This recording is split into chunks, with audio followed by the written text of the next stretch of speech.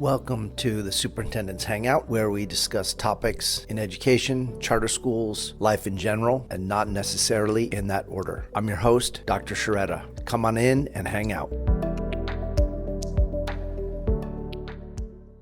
In this episode, I sat down with my mom, Kay Hoffman. I traveled to Santa Fe, New Mexico for the holidays in late 2023 to celebrate my mom's 79th birthday, and took advantage of that time to record some thoughts and allow her to talk about her biography, her ideas about education, medicine, nutrition, community, the role of love in teaching and in school leadership, and much more. This was a powerful experience for me and gave my mom an opportunity to share some things about her past that I had not yet heard. I hope that you enjoy this wide-ranging conversation with my mom, a remarkable woman, a retired educator. She's never really retired, though. She continues to teach in various forms, and just a pretty amazing woman all the way around.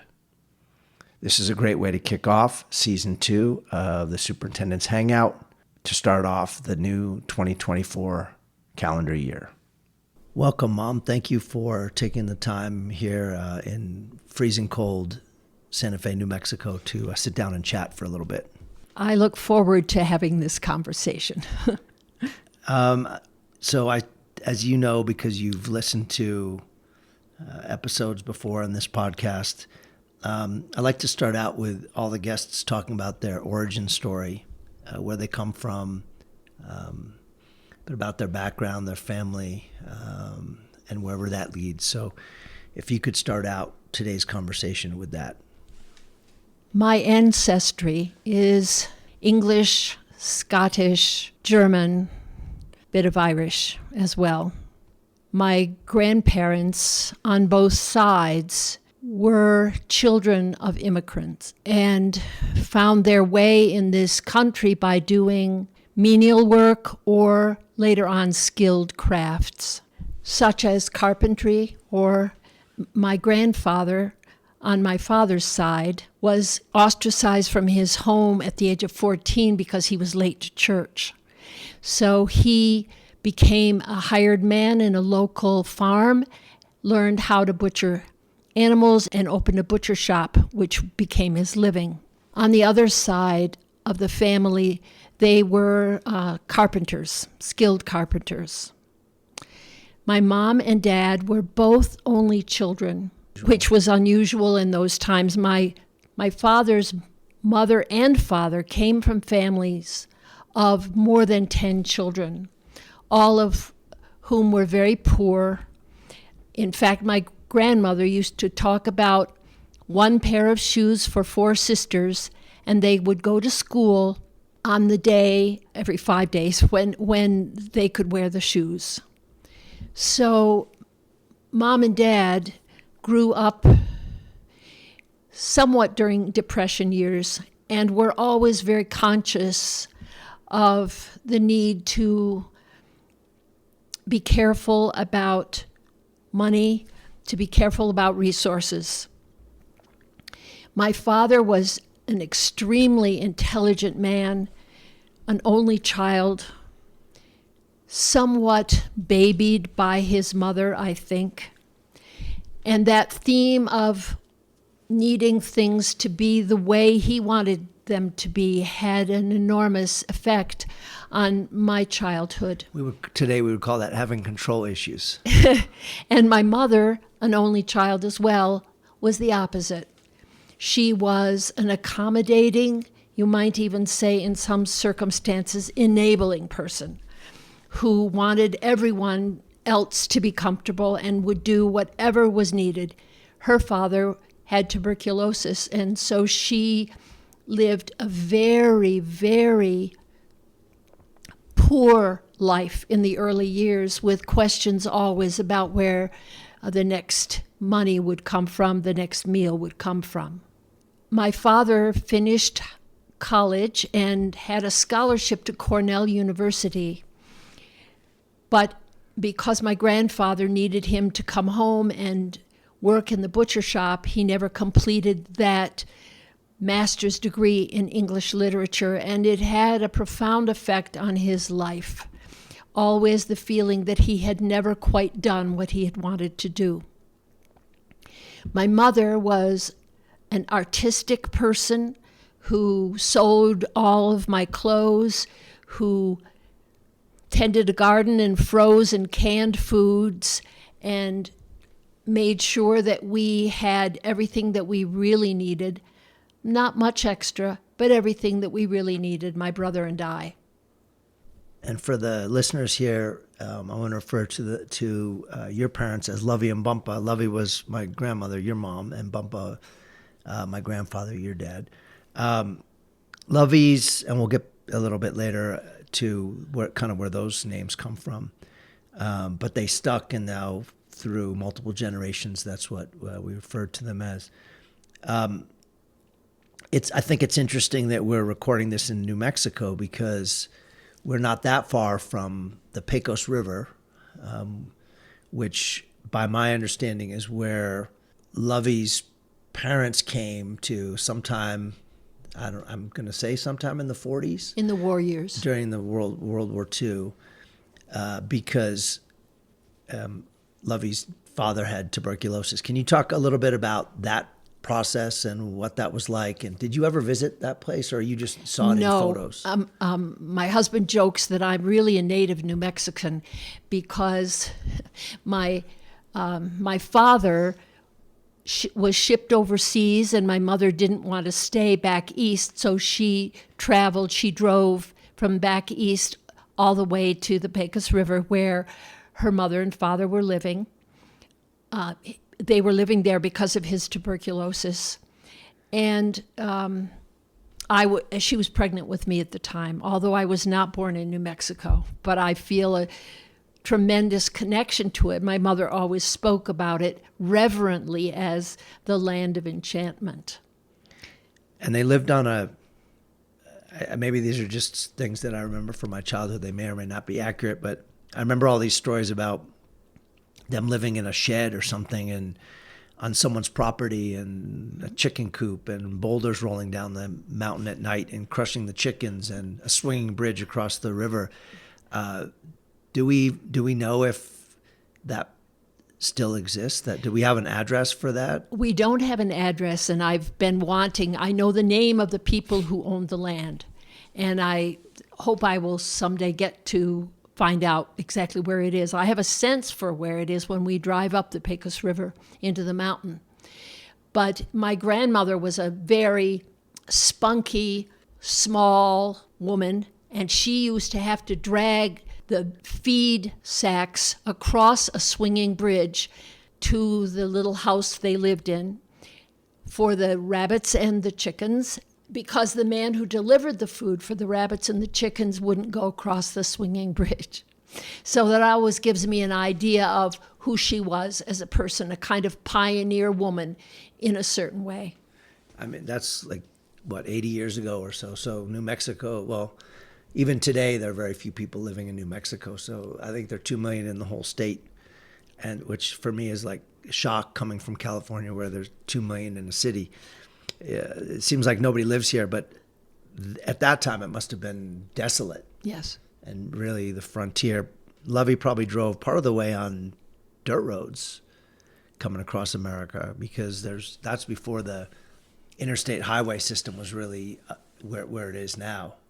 And when I was born, 2 women from the telegraph office rode horses up the canyon alongside the Pecos River to deliver the news to my grandparents. Wow, that's Pony Express type of days. Yeah, right. Wow, and it's pretty amazing, because that's within 80 years' time, things have changed drastically and massively, right? When it comes to communication and how small it makes the world feel at times.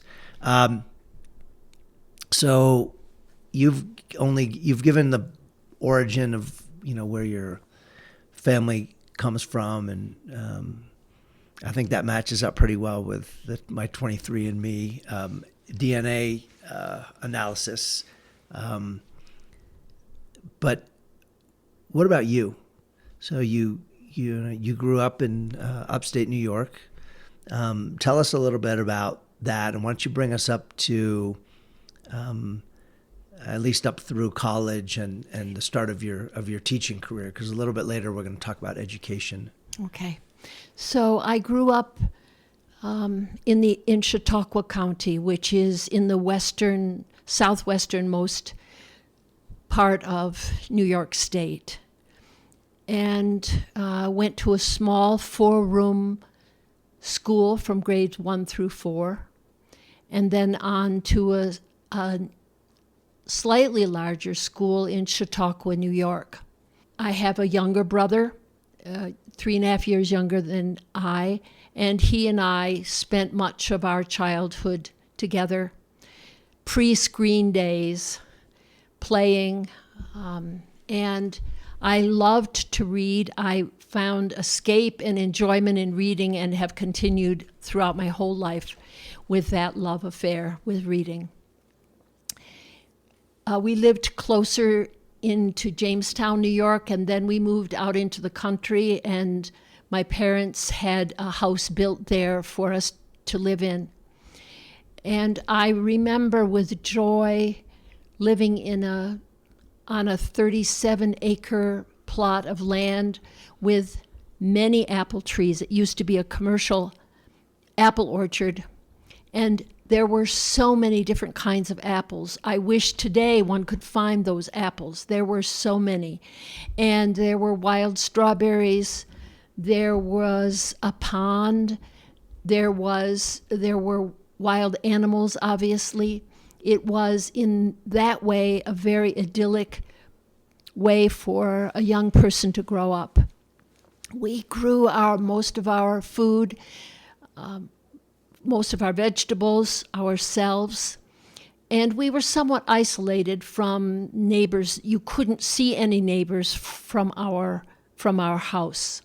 I was a very good student, I would have to say. I was always very interested in learning, and I was chosen as valedictorian of my high school class. It wasn't an enormous school, so maybe that wasn't such an accomplishment, but at the time I thought it was.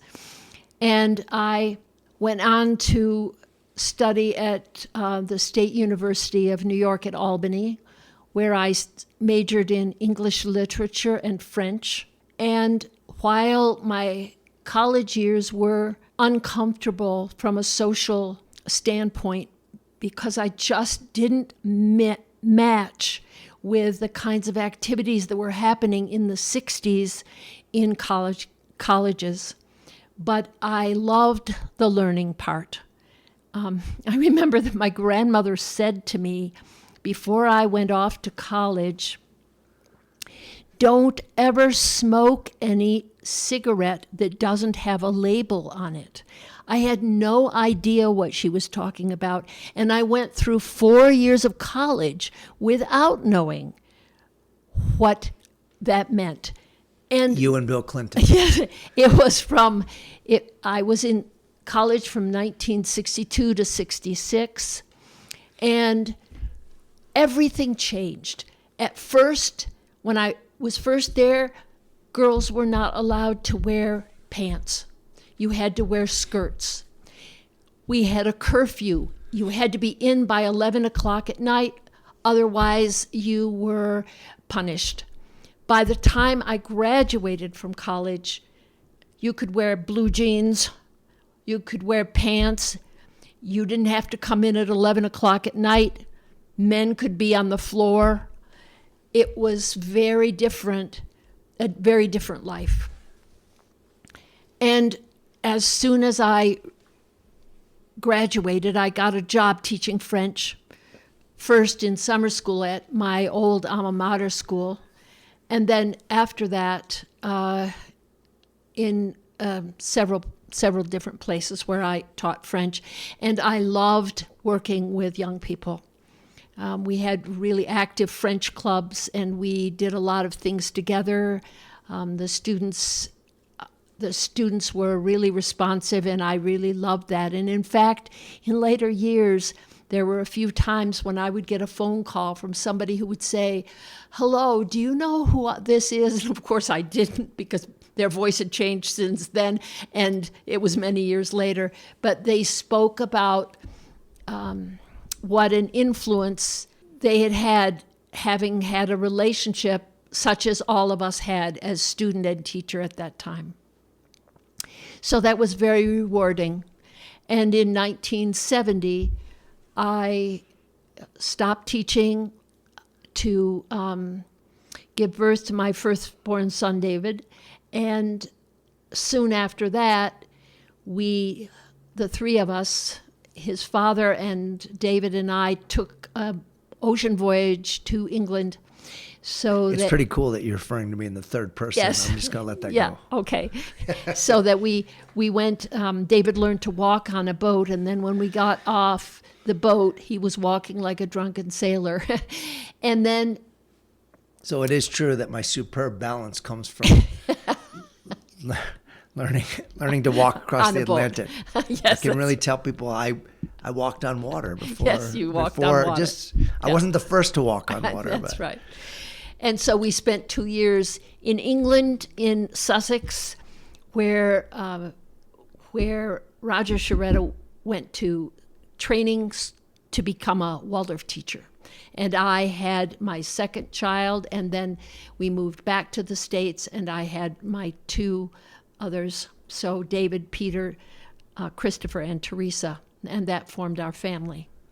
So you touched on a lot of different things. I've made a list for today of just like keywords, almost like hashtags from things that I'm curious about growing up. Okay.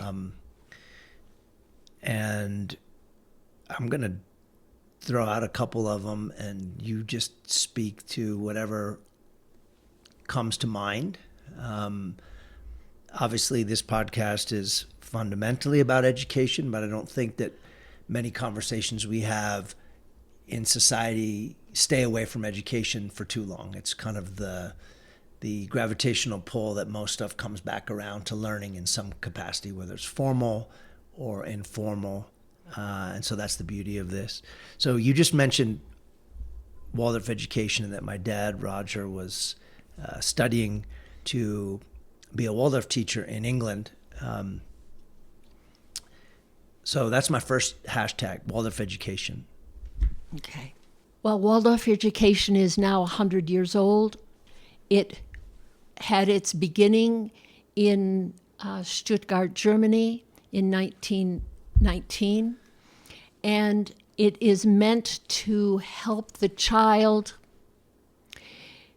to develop over the learning years in such a way that whatever materials are coming toward that person, whatever curriculum is coming toward, is answering the unspoken questions that are there in the development of the child.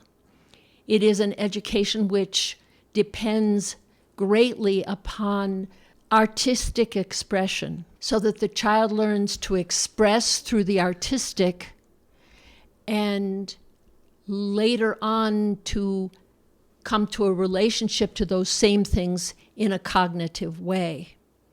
There are Waldorf schools all around the world in more than 35 countries, and it became for me, as a parent, first of all, it became for me a necessity that my children would have a chance to experience this education. And I was lucky that that was possible. I became a teacher. Roger, your father was a teacher as well, and that afforded us the possibility of having an education which I wish I had had, because I see capacities in all of you siblings, capacities for thinking, capacities for artistic expression, capacities of empathy, capacities of articulate expression, which I believe in many ways come from the education. So Waldorf education, my understanding is that the founder, Rudolf Steiner, or at least he was one of the founders, I guess the main proponent, spiritual scientist, right? Or from the late 1800s, early 1900s, and then started a school for the children of the Waldorf Astoria Waldorf cigarette factory. So started with people who were helping other people smoke. But in all seriousness, there's a spiritual underpinning of Waldorf education. And when you think about schools based on the teachings of individuals, right, Montessori and others, that have stuck, have stayed around for decades, sometimes centuries, a century or more. How should education stay relevant?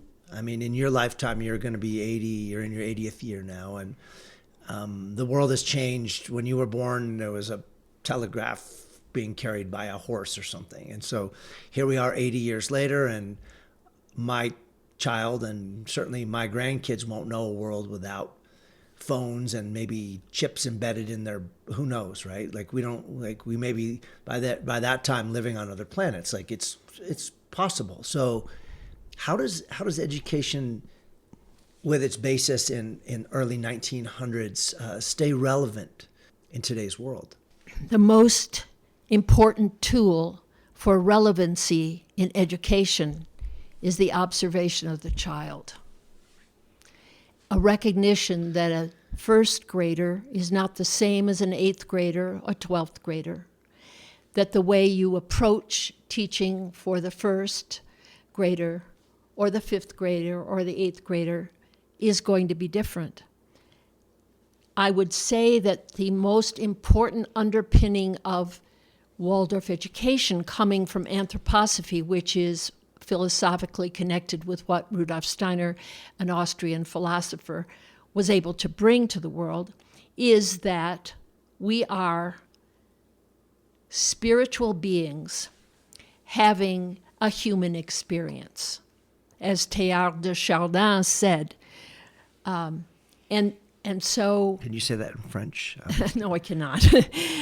So it's really important for us to look at the child not as a vessel to be filled with as much knowledge or as many facts as possible, but rather to look to the child and see what it is that we can draw out of the child. That's what education means, out of the Latin, to draw out.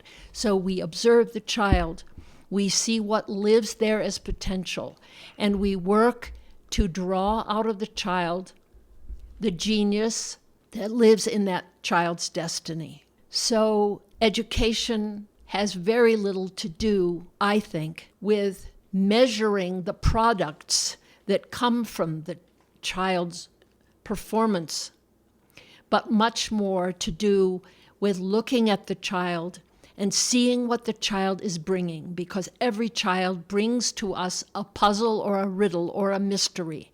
And we must know enough, we must be observant enough to be able to at least approach that puzzle, to be able to approach that mystery. How can or how should, so assuming that Waldorf education is the relevant form for,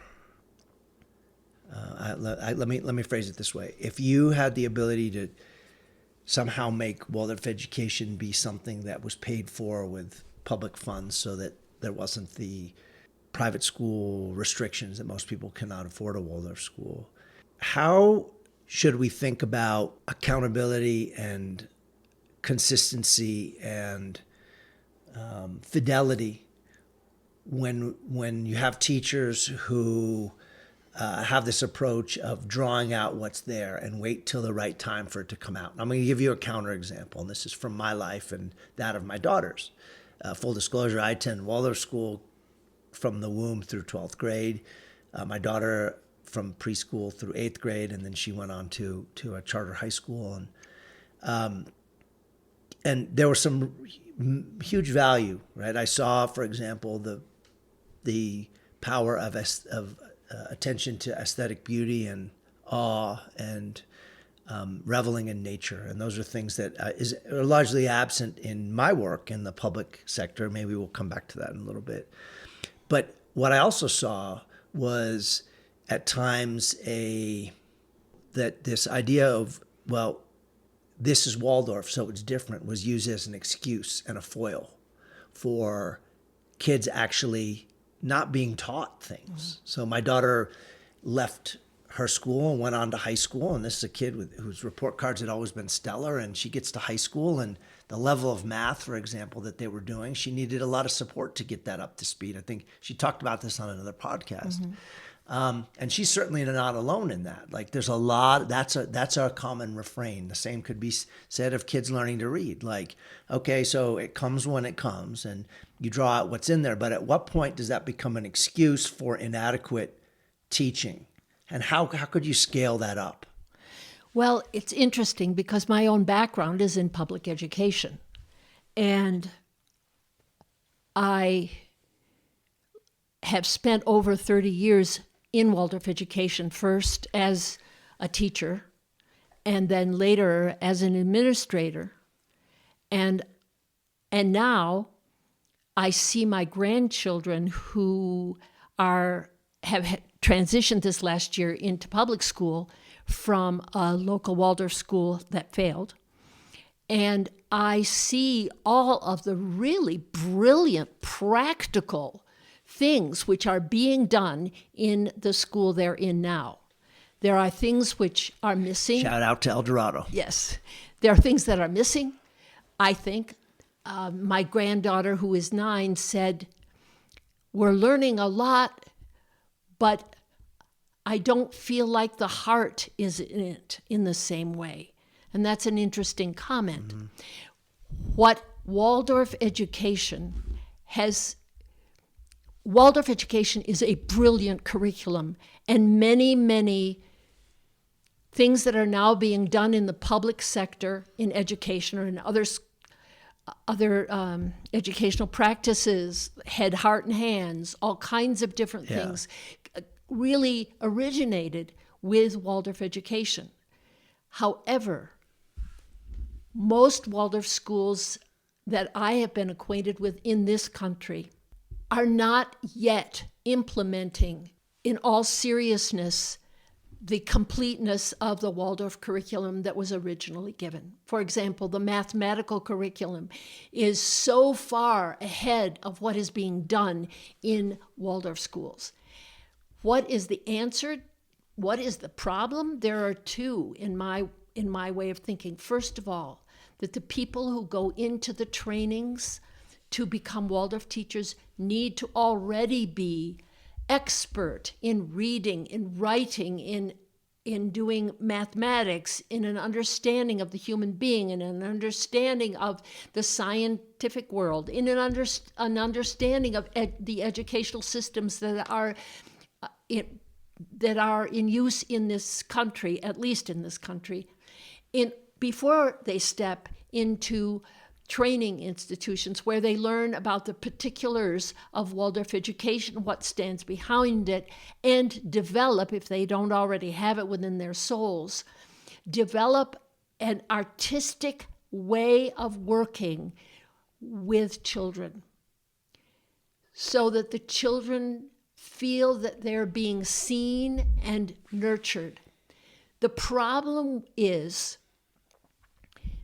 that too often, Waldorf teachers do not understand that there's a difference in approach between the way you as a kindergarten teacher work with your children and the way you as a 5th grade teacher work with your children. Nurturing looks different in the kindergarten when you're preparing stone soup than it does in the 5th grade, where they have to have their times tables, they have to know their phonics, they have to be able to write cogently and so forth.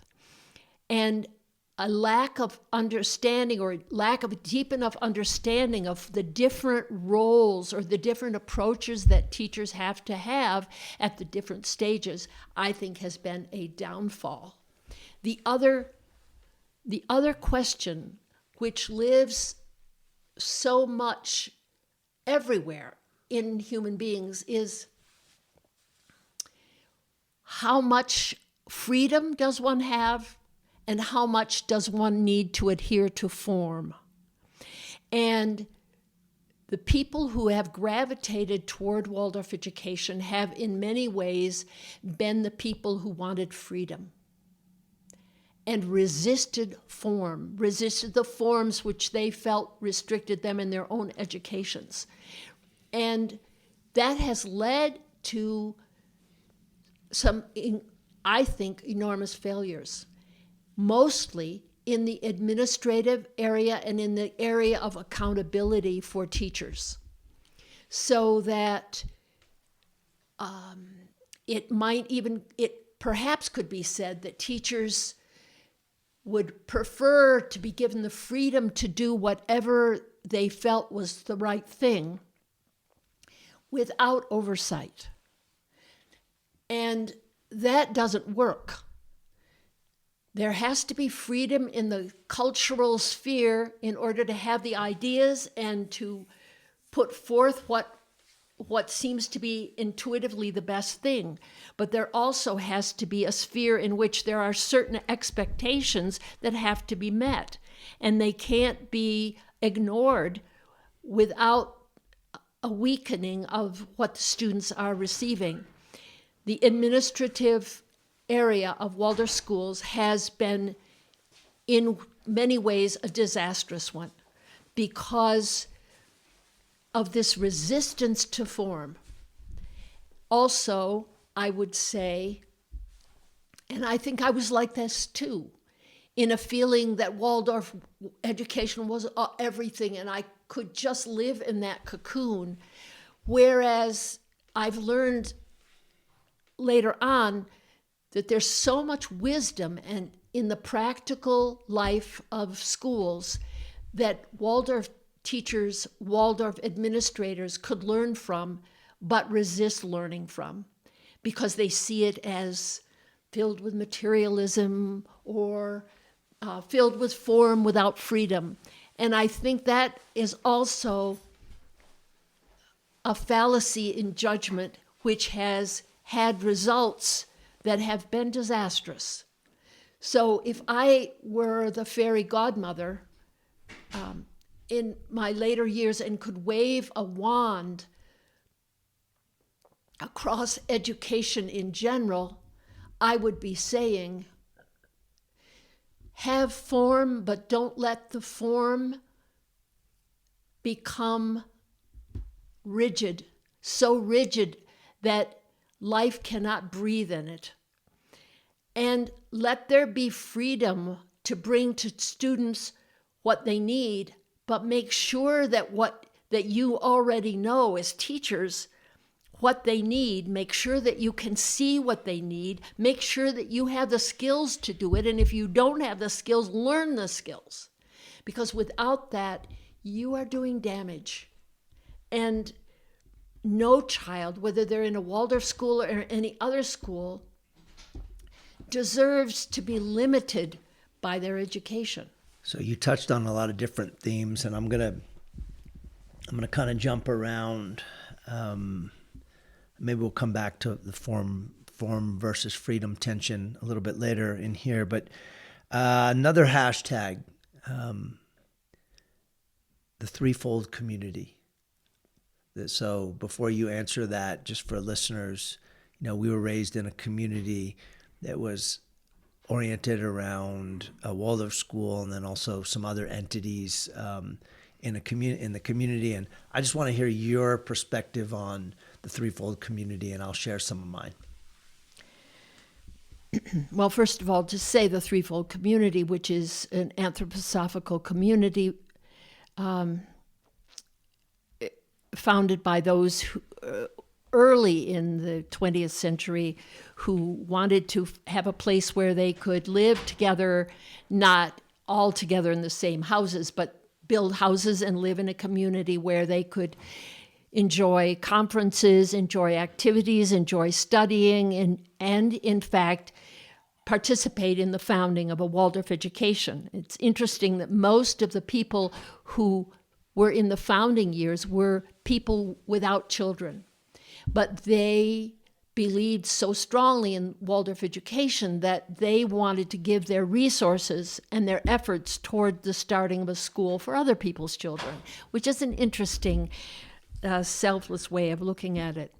And obviously that community has grown over the years in ways that one might not have imagined before, into a community which supports a school of eurythmy, which is a form of movement done to the spoken word and music and is taught in the Waldorf school as well as used therapeutically.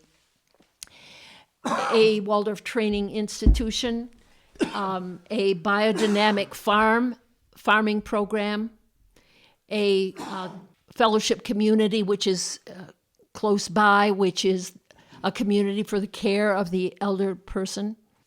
It gave you, my children, the freedom of being able to get on your bike and ride up and down the street and go through the woods and go fishing in the stream, and know that if there was any problem, you could go to this house or this house and it would be safe. And still, a community is made up of people. There are people who share more and there are people who share less. There are people who are more balanced and people who are less balanced. And people doing things for the right reasons, maybe not all doing things for the right reasons. It's human beings. But I felt as a parent that it was really as wholesome a place for my children to grow up in as any I could think of. And I'm grateful for that. Most of my concentration, and theirs as well, was around the school and the activities of the school. And the threefold community, the name threefold, refers to an idea of Rudolf Steiner's of the social life of the human being, based actually on the three tenets of the French Revolution: liberté, égalité, humanité, so that we are free in our cultural, spiritual life. We are free in the world of ideas. Nobody can take that from us. We have them. People may try, but we have that. We're free in that area. And then there's the area of égalité, which is equality, and that's the area of the rights. So you and I have the same rights. We may come from different circumstances, but we have the same rights. And then the other one is fraternité. I'm sorry, it wasn't humanité, it was fraternité. And that is the area of brotherhood, and that's the economic sphere. And the idea in the economic sphere is that I do what I can to serve your needs. You do what you can in order to serve my needs. And there is nowhere in the world, as far as I know, that those concepts have been brought to complete fruition. However, there are little sparks of it which you can see in the threefold community and which you can see in other communities around the world. That was a lot there about the community. Obviously, you mentioned a little bit about fundamentally it's made up of human beings.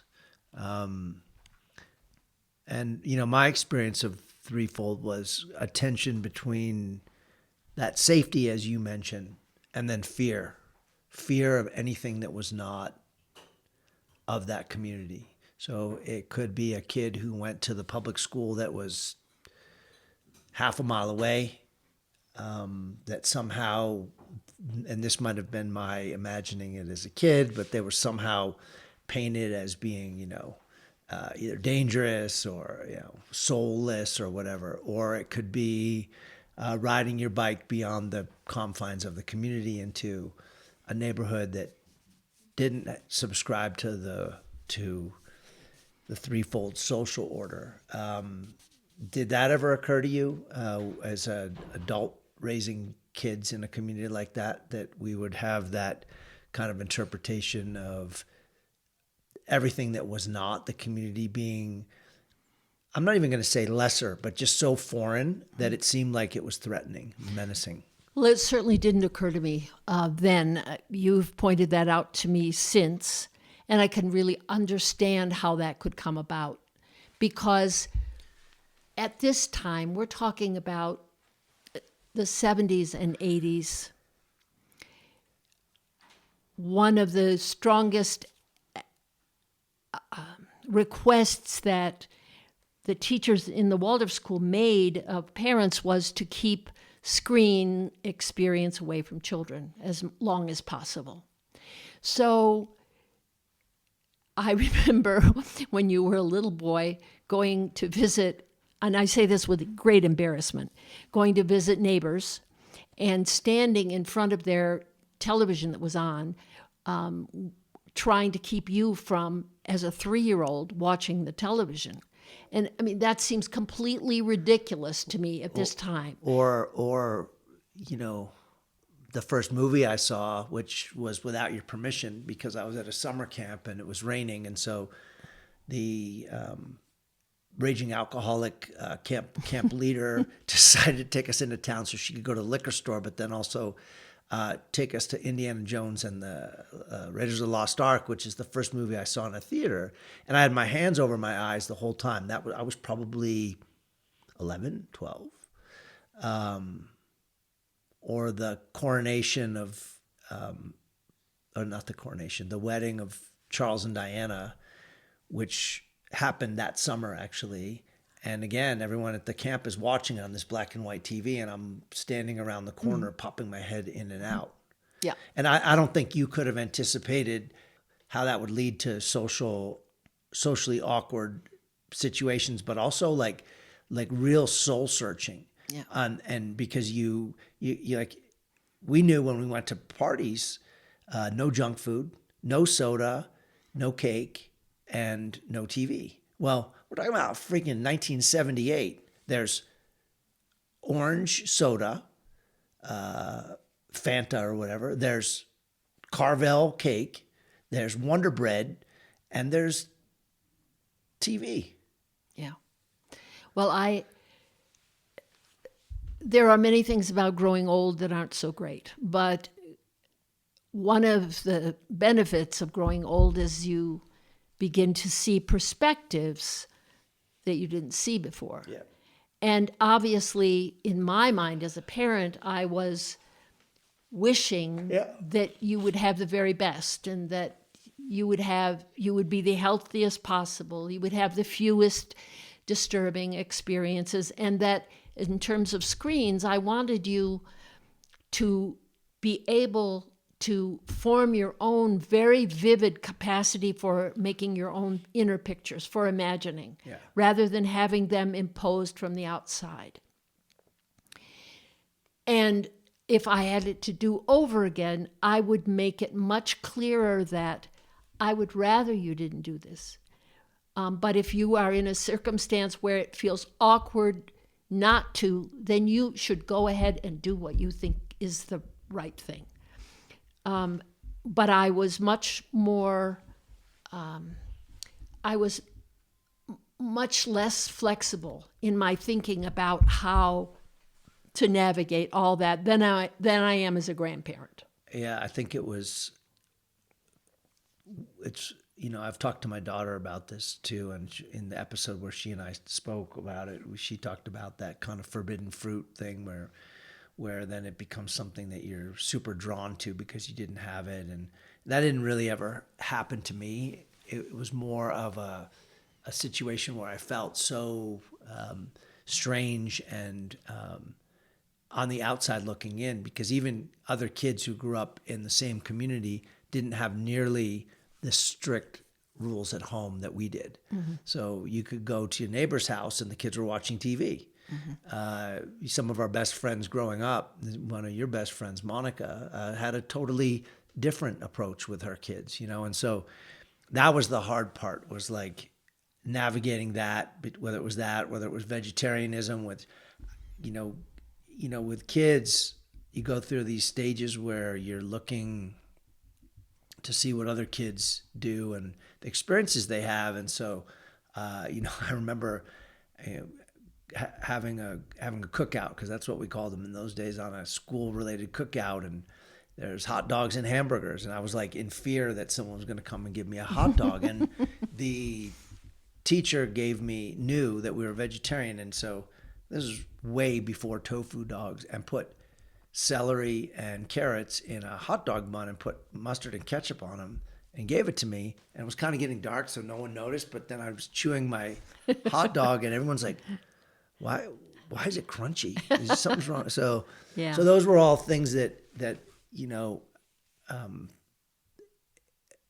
I don't think that there's damage that's done when you feel like you're different as a kid, but it definitely takes a lot of processing to figure out, to take the good out of it, to figure out, and then for the next generation what you want to take from that and what you don't want to take from it.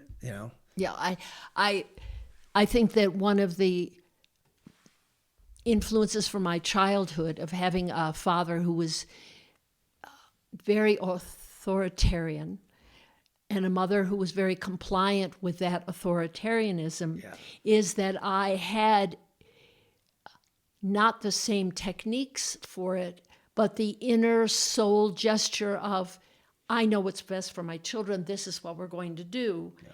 And it was only in the course of then saying to you, well, it's time, if you want to have hamburgers, we'll have hamburgers, and working with all of you as you grew into adolescence and onward, that I began to see ways in which things needed to be approached differently. Yeah. And I would say, in my defense, I was making these decisions out of what I thought was the very best. Yeah, absolutely. However, in looking back at it, some of the things just make me laugh, and others probably make me cry. Because now when I talk with any of you about your children, or when I interact with my grandchildren, I'm much, much more able to look at questions from a wider perspective and say, okay, well, for example, there came a point when the question about soccer was a big question in our school, and it was based on worry about damage to knees with the side activity kicking, and also head trauma. And I was pretty strong about not having soccer for students for those reasons. 10 years later, when screens had become something that students spent their time on instead of running around outside, I was able to say I'd rather have soccer, because they need to have the activity and they need to have the interactions, and maybe we can make some rules about heading the ball. But it's that kind of wider perspective thinking that I've had to try to adopt in my own biography, and I think the Waldorf schools need to make sure that their people are also working toward adopting those wider exercises of thinking. Yeah, I remember when one of the steps in the process of enrolling my daughter in the Waldorf school was that the kindergarten teacher would come over and do a home visit, and it was like a known thing that they were coming over to check if you had a TV. We're talking about 2005. And I remember, families talking about how they would, should you just put a cloth over your TV when Miss So-and-so comes to the house, or should you take the TV and put it in another room? And now when I think about it, it just seems almost a fool's errand, because kids in first grade, Waldorf or not, have access to cell phones, iPads. You go to the gas station, there's a screen. It's so. Times are different now, though, too. They're different. It was much easier in your day, when you were young, to lessen the influence of these things. Now I see with my grandchildren, it's absolutely a fool's errand, and Right. you instead you have to look to ways to counteract rather than to deny. You have to think about ways to keep exposure to nature, to other activities, to make sure that there's a lot of social interaction, Right. that people are learning the right cues and how to be with one another. But I guess that's why we incarnate, so we can learn. Well, and you've lived through an interesting span. In some ways, I often think about like Lovey and Bumpa. So Bumpa was born in 1910, and so he lived to 1993, right? So 83 years old or so, and so he was born before World War One, and died when just at the dawn, although I don't think he really realized it, but just at the dawn of the internet as we knew it. Like Right.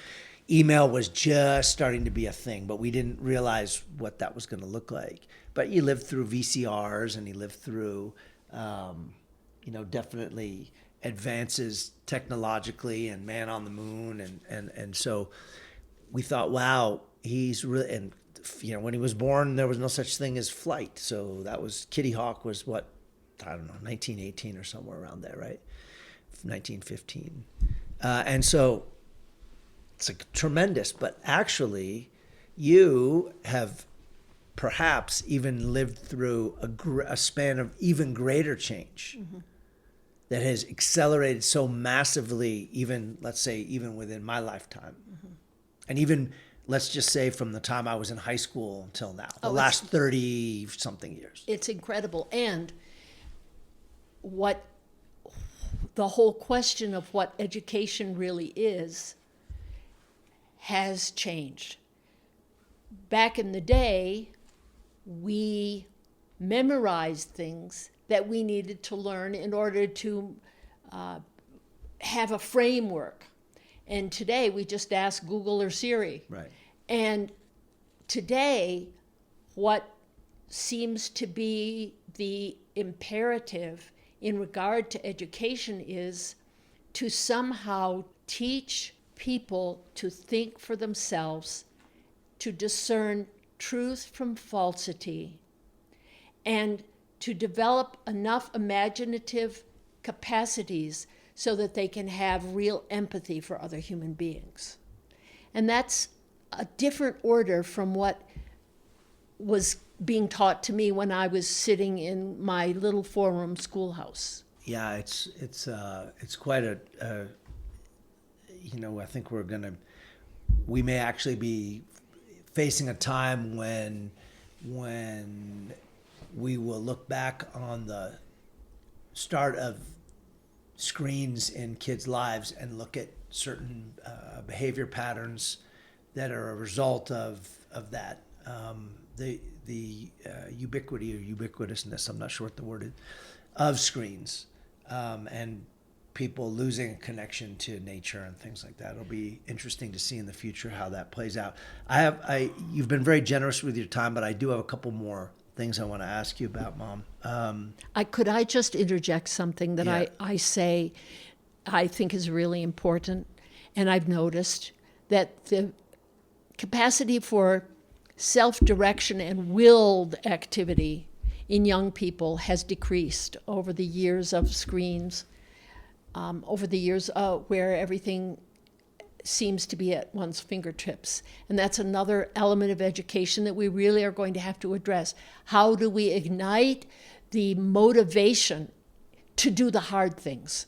So that's... And also to realize that those things are at our fingertips because someone actually did the hard thing. Yes. And is still doing the Yes. hard thing. So for every one creator in the tech space and someone who's thinking of ideas and building a company or whatever it is and a product around that, there's millions and millions of end users, right, who just don't think about how it works. But that work is still going on, right? It's just that, we don't even think about what's under the hood as we log into an app. One of the things that I'm most grateful for, and I joke about it because people asked me how I got into podcasting, and in the last episode 50 of season 1, I talk a little bit more about this. But I remember asking you if I could have a radio. And I was like, I don't know, I was probably like 25 years old. You were in sixth grade. I was in sixth grade, and you said, I think it's time, but you will have to build it yourself. And so Bumpa took me to Radio Shack, which was a thing back then, and we bought a crystal radio kit. And he and I put this thing together, and I learned at a basic level how this thing worked. And, I remember he soldered the things together, and he taught me how to do that. And that's how I actually started to listen to the radio. It had baseball games, right? Baseball Yankee games. games. It had an earpiece. It only got AM radio, and it was very, very basic. But at least I understood and had an appreciation for kind of what was happening under the hood.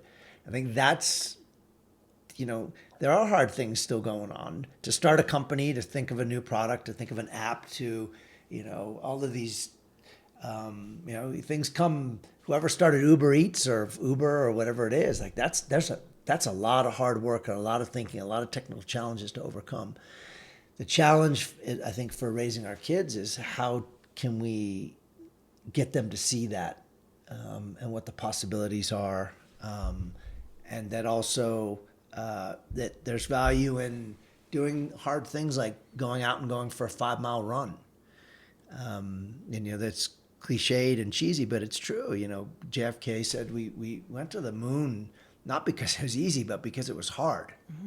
Yeah. And so how, the open question, the rhetorical question is, how do we educate for the next 50 years or 100 years where it's very likely that the world of work will change so drastically that the average person may not even need to work, certainly won't need to work 40 hours. They might not need to work at all. So we may be coming into this area, this time of universal, what's it called? The universal income, where everyone earns kind of enough, they just get paid even if they're not working. I know there's some proposals around that were in the last election cycle. We're not there yet, but with AI taking on huge chunks of work, I think we're going to see a time when, and it's going to be big social turmoil and upheaval, right? Is how do you find value in your daily life,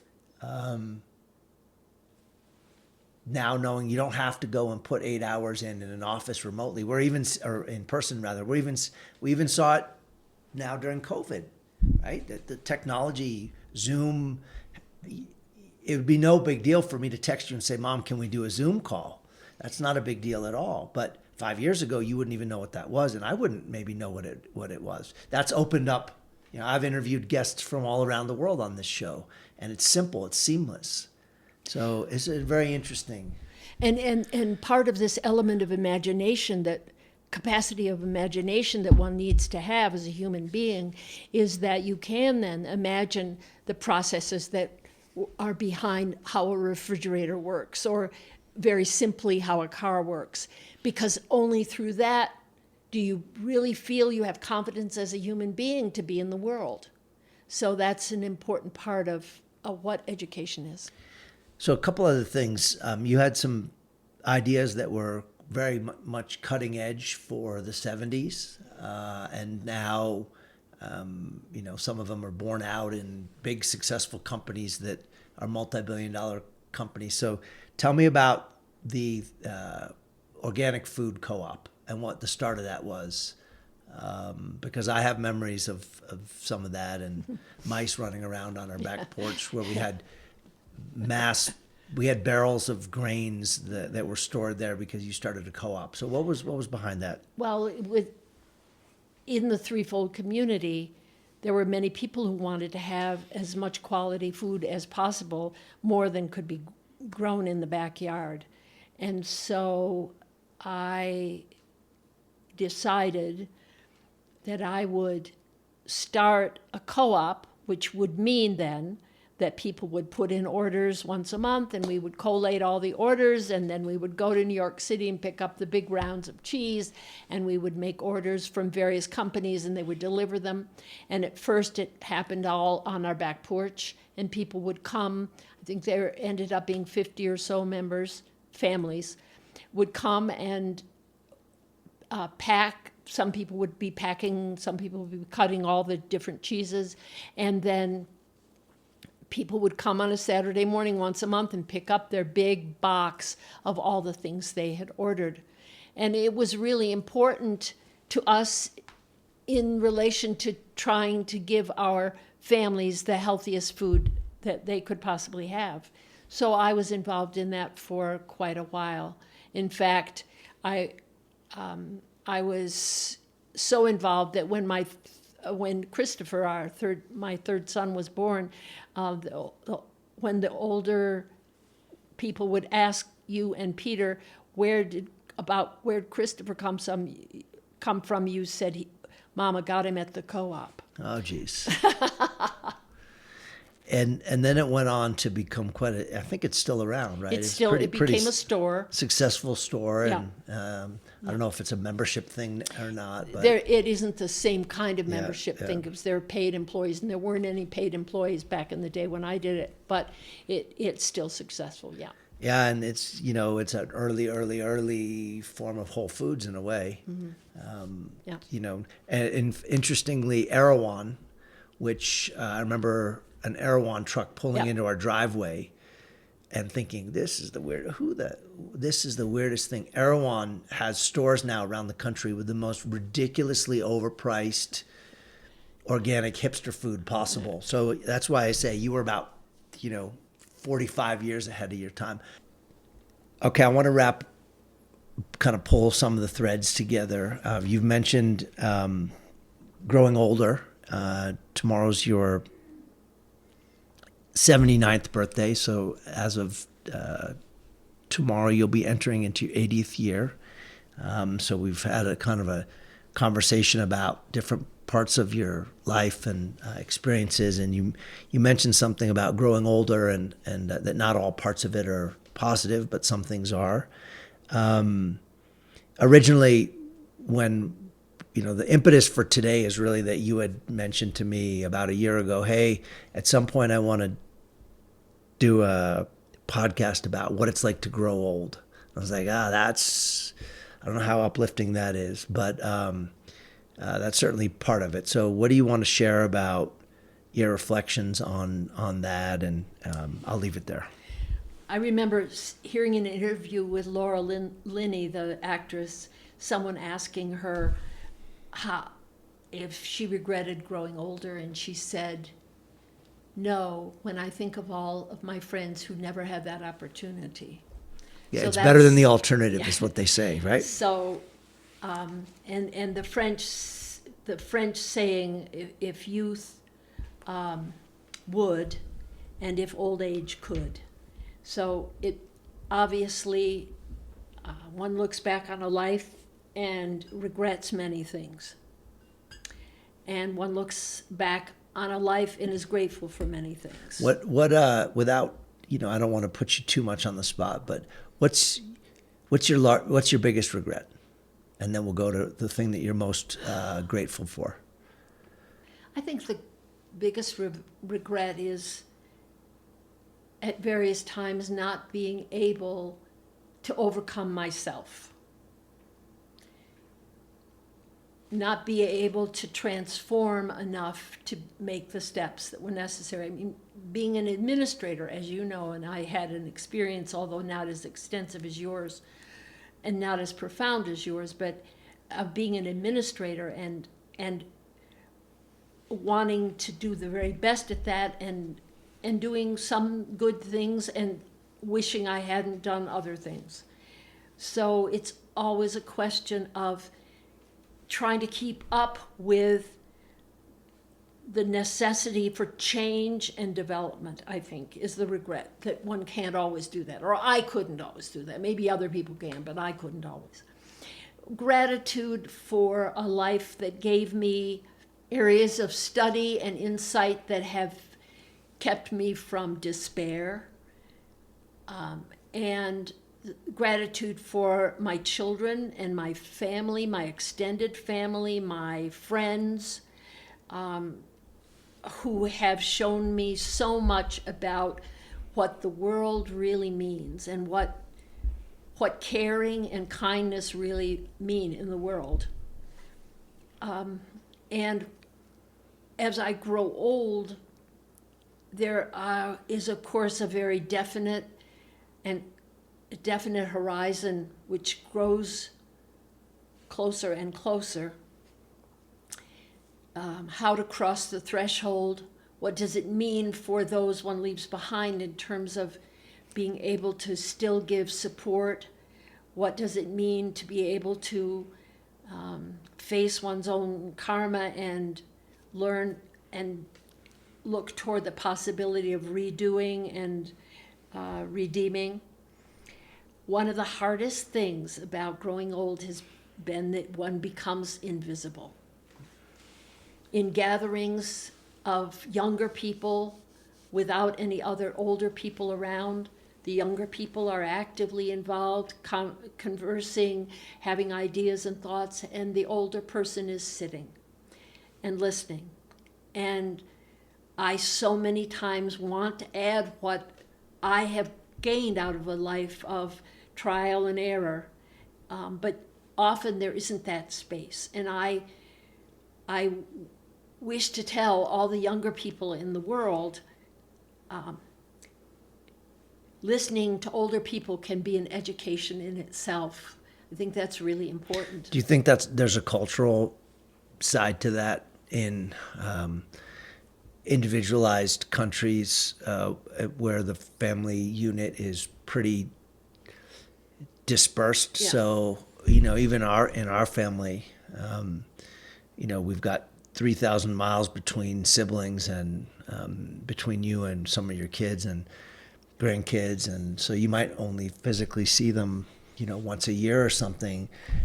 We don't have multi-generational living arrangements, for example, in a way that a lot of other cultures have and still have been able to preserve that. Do you think that's part of the fact that it's just kind of like survival of the fittest when people are talking, and so energy is just gonna, whoever has the most energy wins in the short term? Well, I'm sure that's part of it. And we live in a society that values moving toward the future and that values what the intellect can bring. And often in older years, what an older person can offer is not so much of the intellect as it is of the richness of life experience, which is different. It has a different quality to it. And sometimes the value of looking to the past in order to understand what not to do in the future. And we don't tend to do that as much in a direction. We don't tend to do that. But on the other hand, one of the greatest values in my life anyway, of growing older is seeing how you, my children, my grandchildren are meeting the world.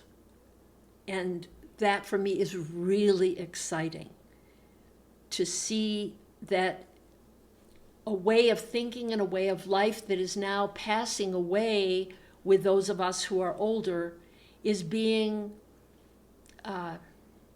transformed into something different with different challenges. I do worry about what my grandchildren will face in the future, hoping that they have the courage, because it takes courage to grow old.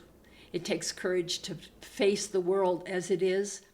It takes courage to stand in the face of evil. It takes courage for all those things. And I hope that that is there and that I can help with that even as I'm across the threshold. Do you think Lovey and Bumpa had similar reflections as they were your age? I mean, kind of thinking back on my last interactions with both of them. They were 79, 80, 81, 82, and do you think they had similar experiences? Did they talk to you about what it was like to grow old, or you were in the midst of parenting young kids, and so the beat just went on? I think I read an interview that my mother had. Someone interviewed her at the fellowship community, and it was a really. Yeah, but did they have tens of listeners like this? And it was a wonderful interview, and she talked about how important her belief in the power of the spiritual world was, and I share that. My father didn't talk about these things. He may well have thought about them. He didn't talk about them. Yeah. But I do remember one thing.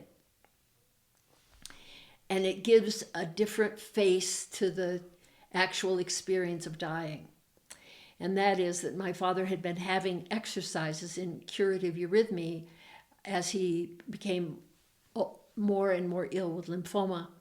And one of the exercises that the teacher was doing with him was to drawing his hands from above his head slowly down toward his heart, to find his heart.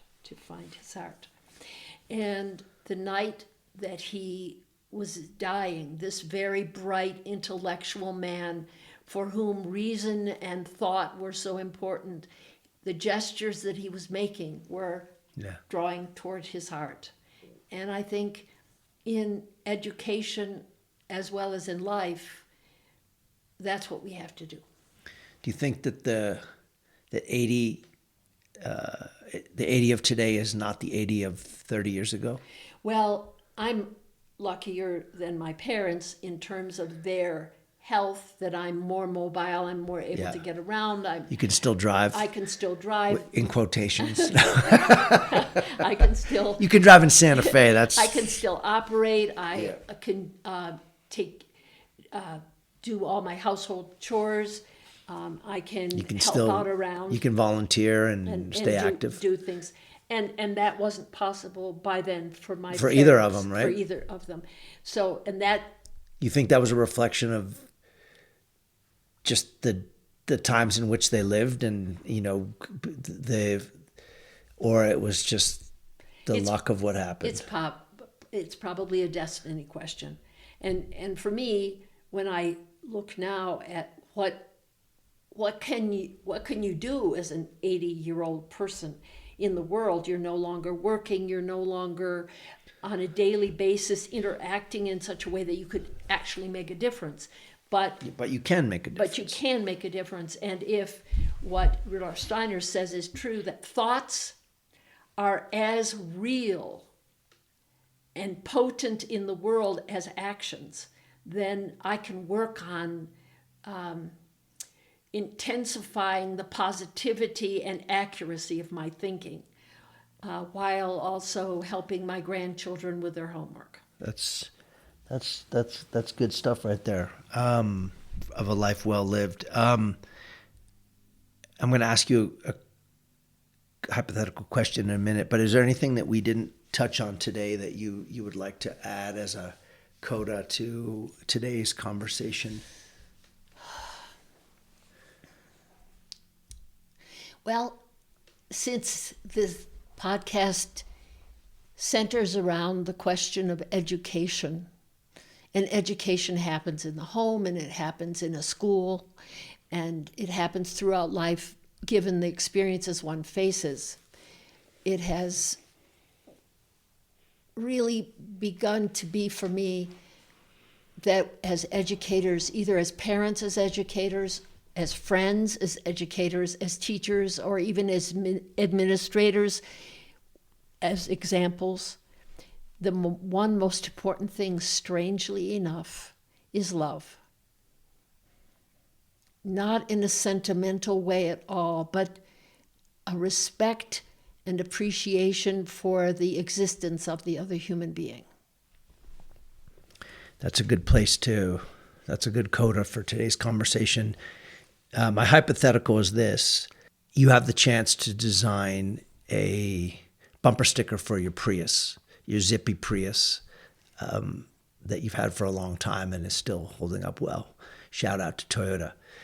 What does your see, this is the real life aspect of this podcast. Phones ring, cats meow, and people send text messages.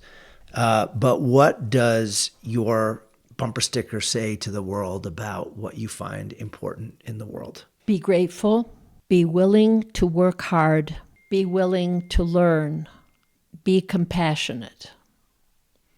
It's a very long bumper sticker. That's a great place to end today's conversation, Mom. I want to thank you.